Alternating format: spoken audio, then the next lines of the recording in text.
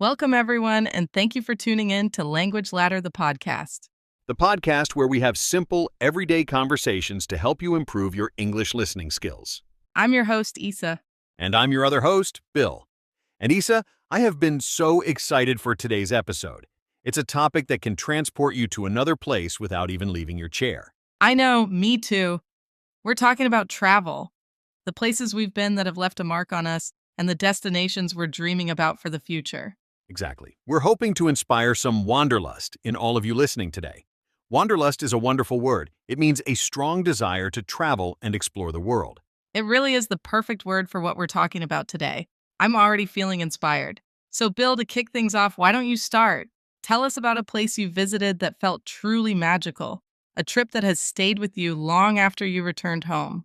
Magical is definitely the right word. It's tough to choose just one, but if I have to pick the most magical experience, I have to talk about my home country, Finland. And not just anywhere in Finland, but specifically going to Lapland, deep in the winter. Lapland, so you're talking way up in the Arctic Circle? Way up there. I grew up in California, which is famous for its endless sunshine and high energy. So the contrast when I visit my family in Finland is just immense, almost jarring.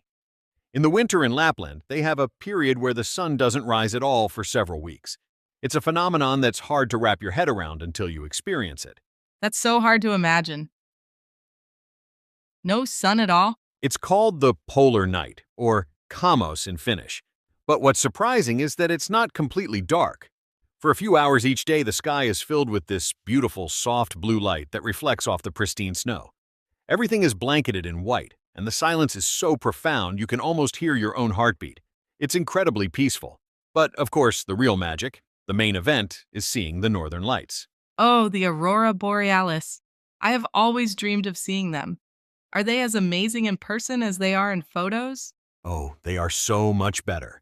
Photos and videos are beautiful, but they simply can't capture the scale and the movement. You're standing there in the freezing cold, looking up at the vast, dark sky, and suddenly it comes alive. They dance and ripple across the heavens like giant silent ribbons of green and sometimes pink and purple light. It feels completely otherworldly, like you're a witness to some cosmic ballet. It makes you feel very small, but in a deeply profound and connected way. Otherworldly seems like the only word that could do it justice. Wow, Bill, that sounds absolutely unforgettable. The sauna part sounds a bit intense, but I'll take your word for it. It's interesting you mentioned Finland because of your family connection. On that same note of heritage, it's my turn. My grandparents were from Ireland and Colombia, so for me, travel is often about connecting with my roots. Two very different places. Completely different in almost every way. Let's start with Ireland. The first time I visited, I finally understood why they call it the Emerald Isle. It's not just a cliche. The green is so vibrant and in so many different shades, it's almost electric. But beyond the stunning landscapes, the real magic for me was found in a small, cozy pub in the city of Galway on the west coast. Ah, the famous pub culture. Exactly that. It was a Tuesday night, nothing special. We were just sitting there by the fire, and suddenly a group of locals came in with fiddles, flutes, and guitars. They ordered their drinks, sat down in a corner, and just started playing traditional music together. It wasn't a performance for tourists, it was just part of their evening. The whole pub was filled with this incredibly joyful and authentic energy. It felt like I was hearing my grandmother's stories of Ireland come to life right in front of me. That sounds incredible. The best travel experiences are often those unplanned moments. It truly was one of those perfect travel moments. And then on the total opposite end of the spectrum, both geographically and culturally, is Colombia. If Ireland is a cozy musical magic that warms you from the inside out, Colombia is a vibrant, colorful sensory explosion that greets you the moment you step off the plane. Okay, tell me more about this explosion. It's the constant rhythm of salsa music that seems to pour out of every doorway, the incredible smell of roasting coffee that hangs in the air in the mountain towns. The whole country is just so full of life and passion. The people are some of the warmest and most welcoming I've ever met. And the food, oh, the food. I ate a dish called bandeja paisa, which is this huge platter with steak, sausage, crispy pork belly, beans, rice, a fried egg, avocado, It's a feast and it's absolutely delicious. It's the kind of food that tastes like home, even if it's not your own. Wow, that sounds incredible. It's amazing how food can do that. So you have the serene, silent magic of the Northern Lights, the cozy, musical magic of an Irish pub, and the vibrant, sensory magic of Colombia. That's a pretty good collection of experiences. But, it's funny.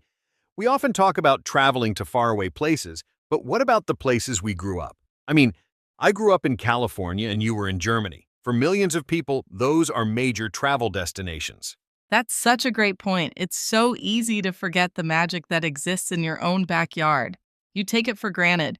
For me, growing up in Germany, the magic was absolutely in the history and the traditions, especially, and I know it's a bit of a cliche, the Christmas markets, the Weihnachtsmärkte.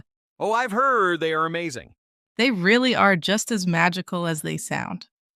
Every town square, big or small, fills with these charming little wooden stalls selling handmade ornaments, gingerbread hearts, and, of course, hot spiced wine called glühwein. The entire town smells like cinnamon, toasted almonds, and pine needles. It's so cozy and festive and genuinely feels like you're stepping into a holiday movie. That, for me, is the heart of Germany's magic. That sounds absolutely delightful. I can almost smell it now. For California, the magic is something different. It's the sheer scale and diversity of the natural landscape. You can surf in the morning and be skiing in the mountains by the afternoon. But I can't talk about California's magic without mentioning Yosemite National Park. A classic. It is a classic, but for a good reason. When you stand in the middle of Yosemite Valley and look up at El Capitan, this giant sheer wall of granite rising thousands of feet straight into the sky, you understand why. The waterfalls are colossal. The sequoia trees in the Mariposa Grove are the biggest living things on Earth. It's nature on such an epic scale. It truly makes you feel humbled and awestruck. Humbled is the perfect word. It's amazing how so many different landscapes, a frozen tundra, a green island, a massive rock face, can all make you feel that same sense of awe. So, this is the really fun part. We've talked about the past. Now, let's talk about the future. Where is your wanderlust pointing you? What destination is at the absolute top of your travel wish list? Easy, New Zealand. It's been #1 for years. Oh, an amazing choice. I'm not surprised knowing you. Let me guess, it's for the incredible hiking and the dramatic landscapes, right? 100%. You know me too well. From the pictures I've seen, the landscapes there look completely prehistoric, like dinosaurs could appear at any moment. I want to hike the Tongariro Alpine Crossing, which looks like you're walking on the surface of Mars, and I desperately want to see the sheer cliffs and waterfalls of the fjords at Milford Sound. As an outdoors person, it just seems like the ultimate adventure playground. It really does. What kind of traveler are you? Would you do it backpacking style or more comfort? That's a great question. I think for a trip like that, it would have to be a mix. My ideal plan would be to rent a camper van to have the freedom to explore all the remote corners and wake up to incredible views. But I'd also want to stay in a nice, cozy lodge for a couple of nights to recover after a particularly long hike. The biggest hurdle, honestly, is just the flight. It's so far away from pretty much everywhere, but I know it'll be worth it one day. So, what about you, Isa? What's your #1? My dream destination is Japan.